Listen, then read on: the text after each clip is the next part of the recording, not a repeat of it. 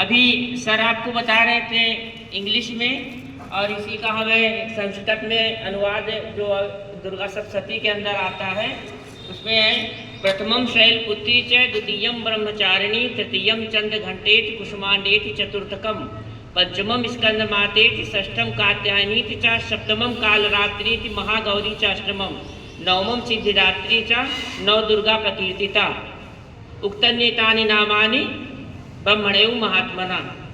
ऐसा इसमें कहा गया है, जिनका वर्णन अभी सर कर रहे थे।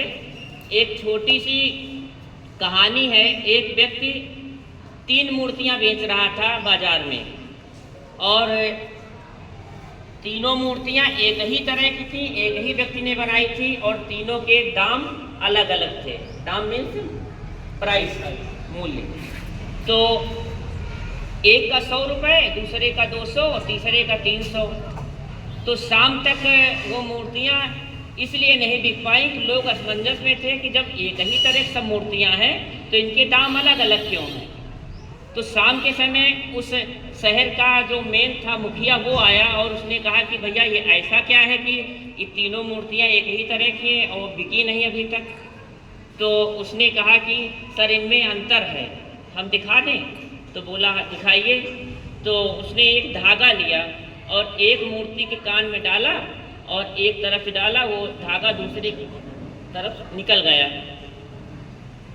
फिर दूसरी मूर्ति क्रमशः उसी तरह डाला तो आधा धागा लटका रहा बाद और आधा अंदर चला गया। और उसके बाद में तीसरी मूर्ति जब डाला गया धागा तो वो पूरा धागा ही अंदर चला गया, कुछ नहीं बचा। तो उसने कहा कि इसका अर्थ ये है कि जो आपको ज्ञान स्कूल में दिया जाता है, गुरुजी सबको ज्ञान बराबर देते हैं।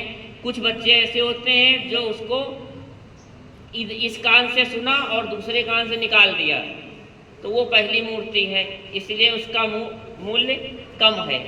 दूसरी मूर्ति है जो बताया गया, उससे आधा आपने उपचार किया, आधा छोड़ दिया, तो वो दूसरी मूर्ति है। और तीसरी मूर्ति वो है कि जो आपको सर बताते हैं वो आप पूरा का पूरा अंदर ले लेते हैं, ज्ञान अपना अब उसी में लगा देते हैं, उसी में ध्यान रहता है।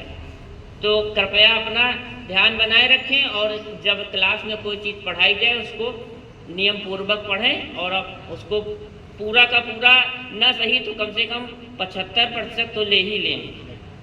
ठीक है, धन्यवाद।